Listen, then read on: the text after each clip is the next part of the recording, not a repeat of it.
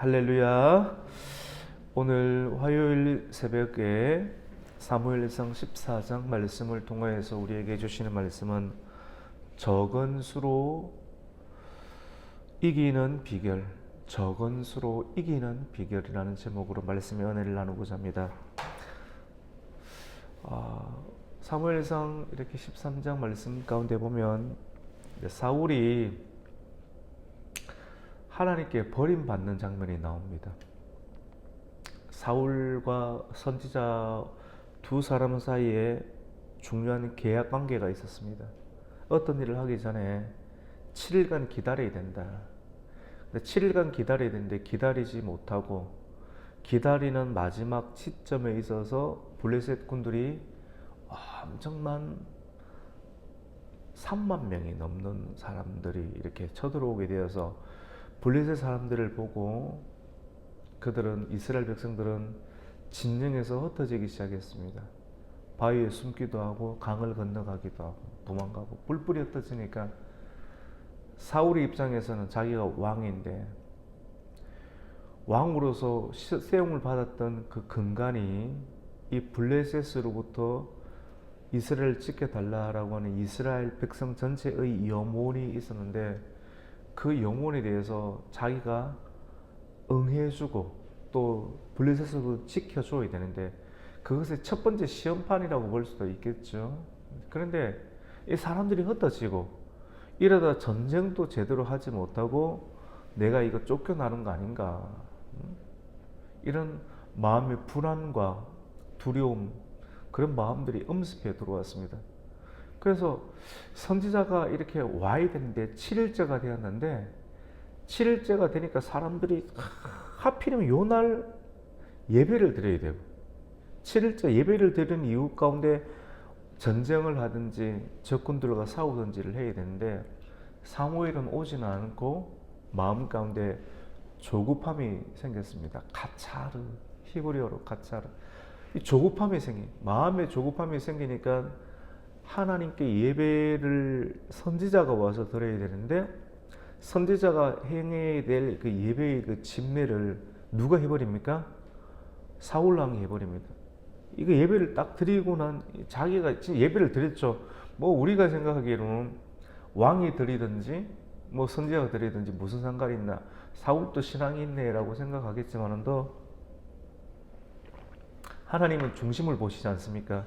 선지자만 집례할 수 있는 그 예배, 영적인 일들을 왕이 대신해서 월권을 행한 것이거든요. 이것을 두고 하나님께서는 사울의 믿음을 보신 거예요. 하나님을 두려워하지 않는 거예요. 세상의 환경을 블레셋을 두려워하는 거예요. 그걸 보시고 집례의 이유 가운데 선지자가 딱 찾아오니까 선지자가 하는 말이 왕이 망령된 일을 행했습니다. 이것을 잘 지켰으면, 끝까지 기다렸으면 사울 왕의 왕위가 영원토록 이어졌겠지만 또 이것을 보시고 하나님께서는 사울 왕 다음에 새롭게 일어날 왕을 준비하고 있다, 뭐 청정병력과 같은 그런 소리를 이 사무엘로부터 사울은 듣게 되었습니다. 둘이 이제 전쟁을 해야 되는데 이 소리를 듣고 전쟁도 하지 못하고 콕 쓰러져 있는 거예요. 오늘 14장 말씀은 3,000명 사울과 함께 전쟁을 하려고 3,000명 정도가 이렇게 모였는데 정규군이 3,000명 정도가 있었죠. 근데 사울 주변의 사람들이 다 흩어지고 600명만 남게 되었습니다. 다 도망가죠. 블레셋 때문에 600명만 남고, 오늘 성경 그렇게 설명을 하고 있어요. 600명 주변에 사울의 왕이 있고 또 사울 왕 옆에 아이야라고 하는 제사장이 있고 에봇을 입고 있었다. 근데 푹 처져가지고 아무것도 하지 못하는 거예요. 단순한 것처럼 이 말씀 안에는 특별한 메시지가 들어있는데 사울이 푹 처져 있고 하나님의 말씀보다 먼저 앞질러 갔을 때 하나님께서는 일이 되지 않게끔 하고, 그 자기 주변에 왕이라고 하는 직분도 있고 그리고 대제사장 아이야라는 사람도 이렇게 있는 거예요. 하지만도 하지만은 또 그에게는 아무것도 할 수 없는 종교도 있고 애봇도 있고 왕이라는 정치적인 어떤 명함도 있었지만도 하나님이 함께하지 않으니까 푹 처져 있는 석류나무 아래에 푹 처져 있는 사울왕의 모습을 14장 말씀은 그리고 있다라고 하는 거예요.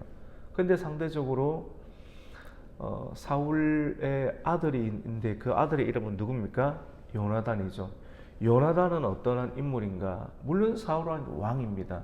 근데 하나님으로부터 사울이 왕위가 길지 못하고 이것으로 끊어지게 될 것이다. 그러면 사울에게는 육신의 아들이 있는데 누구예요? 요나단. 그럼 요나단이 왕이 되는 거예요? 아니지 않습니까? 하나님 누구를 왕으로 세우십니까? 다윗을 왕으로 세우십니다. 그러면 사울과 다윗 사이에 누가 있는 거예요? 요나단. 가교 역할을 하는 그 요나단의 인물을 오늘 또 설명을 하고 있고 현실적으로 설명하고 있고 현실적인 설명 가운데 영적인 하나님의 사울 왕에서 하나님의 말씀보다 앞서는 하나님의 말씀을 저버리는 그 사울 왕은 더 이상 오래 가지 못하고 하나님의 마음에 합한 다윗이 새롭게 등극하게 될 텐데 이런 다윗이 새롭게 등극하기 위해서 가교 역할, 다리 역할을 하는 사람의 인물을 요나단으로 영적으로 설명을 하고 있는데 요나단이 아버지는 푹 처져 있고 적군들은 이렇게 대치를 하고 있는 상황인데 움직이지를 못하는 거예요.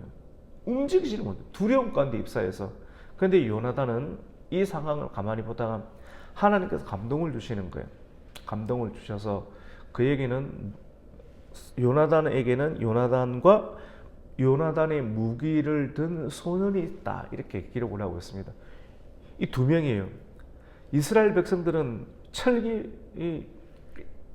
문명에 속해 있지는 않았거든요. 그래서 대부분의 사람들이 사울과 요나단 빼놓고는 무기가 없었습니다. 다 그냥 작대기를 들고 농기계 작대기를 들고 서 있는 상황이고 블레셋군은 철기로 무장되어 있는 그래서 싸운다고 하더라도 게임이 되지 않 전쟁이 되지 않는 거예요. 그냥 백발백중 이스라엘이 지는 상황입니다.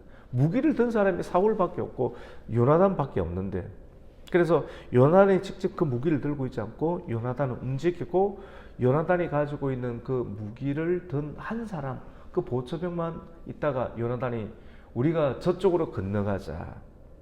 요나단이 이런 말을 건너가자라는 말을 씁니다. 건너간다. 건너간다는 말이 히브리란 말이거든요. 우리가 이스라엘 백성들을 두고 히브리 민족이라지 않습니까? 강을 건너간다. 저 요단강을 건너왔던 민족이라고 해서 히브리 민족, 이스라엘 민족이란 말을 쓰는데 그런 어떤 의미를 이렇게 생각하면서 우리가 저쪽으로 건너가자. 대치 중인데 그 저쪽으로 건너가자라는 말은 아무도 싸울 생각을 못하고 있으니까 너와 나, 우리 둘이서 우리 군에는 600명이 있지만 또 아버지와 함께 푹 쳐져서 아무것도 못하고 있으니까 우리가 무기 하나를 가지고 건너가자. 굉장히 언약에 근거한 사람이었거든요. 하나님이 우리와 함께 하시면 하나님의 언약이 우리와 함께 하시면 저 할례받지 못한 저 블레셋 민족들을 우리 두 사람이지만 오늘 말씀이 적은 수로 이기는 비결이지 않습니까? 하나님을 믿는 감동이 왔고 그 감동을 따라서 움직였다라고 해요. 하나님 감동 오는데 움직이지 않으면 아무 일도 안 되는 거거든요. 기도만 하고 있으면 되겠습니까? 기도를 통해서 하나님께서 감동을 주시면 움직여야지만이 행동하고 움직이는 사람을 통해서 하나님께서는 역사하는 줄로 믿습니다. 하나님께서 감동을 주시면 움직여야 돼요.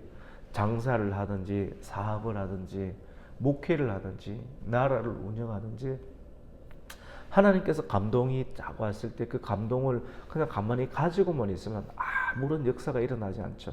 근데 하나님의 감동을 받아서 이 누구예요? 요나단이 움직입니다.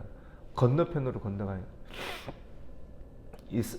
적진에서 이 블레셋 사람들이 굉장히 3만 명이 넘는 엄청난 사람들이 이렇게 병거만 3만 대 그리고 그 말을 타는 사람이 한 6천 명 보병은 굉장히 더 많았어요. 엄청나게 만들어놨던 사람들이 쫙 이렇게 있는데 그 진영에 올라가려고 하면 큰 바위가 두 개가 있다라고 오늘 성경은 기록을 하고 있습니다. 오늘 4절 말씀 가운데 요나단이 블레셋 사람들에게로 건너가려 하는 어기에 뭐가 있느냐면 험한 바위가 있다라고 하지 맞죠? 험한 바위가 있는데 험한 바위가 두 개가 있는데 하나는 보세스요, 하나는 뭡니까? 세네라고 하는 큰 바위, 굉장히 큰 바위. 우리 바위 하나가 우리 교회만 하나는 큰 바위 하나가 하나는 보세스, 또 우리 교회만 하는 큰 한 바위가 하나는 세네라는 바위가 쫙 이래 있는 거예요. 그 바위 위에 있는 거예요. 근데 그 바위를 올라가려고 생각해 보세요. 바위 높이만 한 50m 정도 되는데 그냥 50m 되는 언덕을 올라가는 것도 쉬운 것이 아닌데 그 바위를 올라간다는 것은 보편적인 사람은 올라갈 수가 없죠, 맞죠? 뭐 장비를 갖다 클라이밍 장비를 가지고 올라가든지 해야 되는데, 그러니까 이스라엘 백성들이 그 사울이 우리는 저 사람들 올라갈 수가 없어. 아예 그냥 푹 처져 가지고 말씀도 없고 푹 처져 있고 싸울 수도 없다라고 하는 건 인식 때문에 푹 처져 있는데 요나단은 우선 움직여 보자. 하나님의 뜻 가운데 움직여 보자라고 생각을 하고 그 바위 쪽으로 갑니다. 그러면서 그 밑에서 기도를 하는데 하나님의 감동이 있는 거예요. 그래서 요나단이 자기와 함께 하고 있는 무기를 든 소년에게 이렇게 이야기를 합니다. 누가 보더라도 게임이 되지 않는 전장인데 저 위에는 수만 명이 있고 우리는 2명밖에 안 되고 무기도 하나밖에 없고 당신이 들고 있고, 그런데 이 싸움을 어떻게 할 것인가? 우리가 움직여야 되는데, 작은 소지만 움직여야 되는데 하나님의 뜻을 한번 물어보는 거예요. 하나님의 뜻을 물어보는데 우리가 가까이 그들에게 우리의 모습을 드러냈을 때 저 위에서 적군 블레셋 사람들이 너희가 거기 왔느냐? 우리가 내려가서 싸우겠다. 가까이 왔을 때 얼굴을 드러냈을 때 블레셋 쪽에서 내려온다라고 말을 한다라고 하면 우리는 가만히 있고, 두 번째, 그쪽에서 올라와 봐라. 올라가는 것이 불가능하잖아요. 올라와 봐라. 올라오면 우리가 너희와 하면 싸워주겠다라고 말을 한다라고 하면 이것은 하나님께서 올라오라고 한다라고 하면 하나님의 부르심이다. 하나님의 부르심이라는 생각을 하고 우리가 올라가서 행하면 하나님께서 놀라운 일들을 행하실 거다. 그렇게 이야기를 합니다. 오늘 6절 말씀 가운데 요나단이 자기의 무기를 든 소년에게 이르되 우리가 이 할례 받지 않은 자들에게로 건너가자. 여호와께서 우리를 위하여 무엇을 하십니까? 일하실까 하노라. 여호와의 구원은 사람이 많고 적음에 달려있지 않느니라. 이렇게 말씀을 합니다. 전쟁은 사람의 숫자로 하는 것이 아닙니다. 사람의 숫자로. 사람들은 생각하죠. 사람이 많이 모인 것에 의해서 전쟁이 이길 것이다. 그런데 전쟁은 하나님의 손 안에 있는 거예요. 요나단은 2명이지만도 막상 가보니까 그들이 올라오라 라고 이야기를 이렇게 하는 거예요. 그 내용이 8절과 10절 사이에 있습니다. 우리 한번 읽어볼까요? 중요한 내용인데요. 요나단이 이르되 보라, 우리가 그 사람에게로 건너가서 그들에게 보이리니 그들이 만일 우리에게 이르기를 우리가 너희에게로 가기를 기다리라 하면 우리는 우리가 있는 곳에 가만히 서서 그들에게로 올라가지 말 것이요. 이해가 됐죠, 맞죠? 두 번째로 그들이 만일 말하기를 우리에게로 어떻게 합니까? 올라오라 하면 우리가 올라갈 것은 여호와께서 그들을 우리 손에 넘기셨음이니 이것이 우리에게 표징이 되리라. 정표가 되리라. 이해가 되십니까? 설명을 드렸는데 뭐 더 이상 설명을 드릴 수 없습니다. 설명을 드리고 성경까지 읽었습니다. 그 구절. 왜냐하면 너무 높은 바위이기 때문에 내려가는 건 쉬운 거잖아요. 근데 쉬운 일을 이렇게 한다라고 하는 것은 하나님의 뜻이 아닐 수 있고, 높은 바위 가운데 두 명이 딱 밑에 서 있는데 그들이 올라와 봐라. 말도 안 되는 소리지 않습니까? 올라와 보라고 이 적군이 이야기를 한다라고 하면 하나님께서 이 사람들을 우리에게 넘긴 증표니까 우리가 한번 올라가 보자라고 하는 겁니다. 이해가 됐죠? 여기까지입니다. 그래서 막상 가보니까 그들이 올라오라고 이야기를 하는 거예요. 그래서 이건 하나님 뜻이다. 하나님이 저 블레셋, 할례받지 못한 블레셋을 우리 두 명에게 붙이셨다 라고 하는 그 언약적 믿음을 가지고 믿음으로 올라갔다, 건너가는 거예요. 가서 근데 막상 가보니까 엄청나게 많은 사람들이 있는데 요나단이 두려움이 없는 거예요. 그래서 요나단이 지나가는데 천사가 앞에서 딱 서 있는지 사람들이 그냥 퍽퍽 쓰러져요. 요단 강물에 발을 댔는데 요단 강물이 넘어지듯이, 잘 들어보세요. 요단 강물이 막 넘어지듯이 요나단은 그냥 앞에 가는데, 요나단 앞에 가는데 사람들이 넘어지는 거예요. 그리고 요나단 뒤에 자기 보초병 한 사람이, 무기를 든 사람이 넘어지는 사람 보고 푹 찔러버리고, 또 요나단이 앞으로 가면 또 사람이 넘어지는 거예요. 푹 찔러버리고. 그렇게 해서 요나단은 그냥 가기만 가는데 넘어지고, 넘어진 사람을 뒤에 요나단과 함께 했던 보초병이 칼로 찔러서 죽이니까 20명이 죽는 거예요. 근데 말이 적은 숫자 20명이지만도 이 일들이 저 멀리서 건너편에서 보고 있으니까 블레셋 진영에서 무슨 소동과 난리가 일어나는 거예요. 하나님의 성령이 요나단과 함께하고 하니까 그냥 쓰러져서 죽고, 이걸로 끝나는 것이 아니라 저 멀리서 보니까 하나님께서 자중질환을 일으켜서 그 안에서 서로 찔러 죽이는 일들이 일어나서 요나단을 통하여서 하나님께서 큰 승리의 물꼬를 일으켰다. 그래서 이 사울 왕과 함께하고 있는 600명의 사람들은 푹 처져 있었지만도 이것을 보면서 다시 한 번 더 하나님의 승기를 잡게 하는, 사울을 통해서 일하는 것이 아니라 누구를 통해서 일했습니까? 요나단을 통해서 일을 하게 하시면서 나라를 적군의 손에서 구원케 하시는 하나님의 역사가 일어난 것을 보게 됩니다. 오늘 이 말씀을 통해서 우리가 인생을 살아가게 되면서 눈에 보이는 숫자로 인해서 싸우는 것은 세상 사람들과의 전쟁이지 않습니까? 근데 하나님께 속한 전쟁은 하나님의 천사가 있다라고 하는 거예요. 천사. 사람이 지나가는데 사람보다 앞서 지나가서 사람이 픽픽 쓰러지게 만들고 무기 하나로 그 사람들을 이겨버리고, 두 사람에서 20명을 이겨버리고, 그리고 나머지 군대를 자중질환에 일으켜서 자기들끼리 서로 이렇게 죽이게 만드는 일들, 누가 행하십니까? 하나님이 행하신다는 것. 오늘 이 말씀을 통해서 적은 수로 이기는 비결, 그것은 숫자로 전쟁을 하는 것이 아니라 하나님의 약속과 언약에 의해서, 말씀과 감동에 의해서, 감동이 줄 때 움직이라는 겁니다. 같이 해봅시다. 감동이 있을 때 움직여야 됩니다. 가만히 있지 말고 움직이면 하나님께서 움직이는 그 일들보다 앞서 행하셔서, 그때 여리고성 얼마나 큰 성입니까?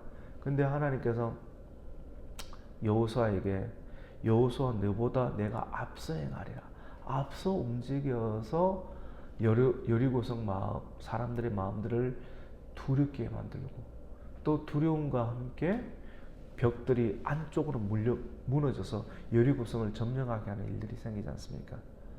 사울은 하나님보다 자기가 앞서 행했기 때문에 하나님으로부터 버림을 받았지만도, 사울과 다윗을 잇는 요나단은 성령의 사람이었죠. 다윗에게도 잘해주죠. 초입부터 다릅니다. 떡잎부터 달라요. 다윗을 시기하지도 않고 아직 등장하지도 않은 인물이지만도 하나님의 말씀에 근거해서 말씀으로 나아가니까 말씀과 함께 하시는 여호와의 성령이 그들보다 앞서 행하셔서 적군들을 물리쳐주는 역사가 있다. 우리 인생을 살아가면서 내 혼자서 무엇을 하겠는가, 이런 상황, 다 깨어진 상황 가운데 어떤 일을 하겠는가? 아니에요. 하나님께서는 하나님의 백성의 가정과 교회와 나라를 지켜주실 줄로 믿습니다.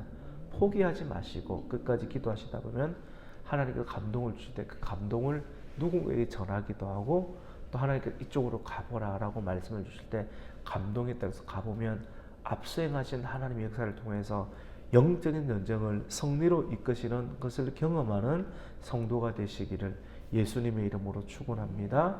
아멘. 하나님 아버지 감사를 드립니다.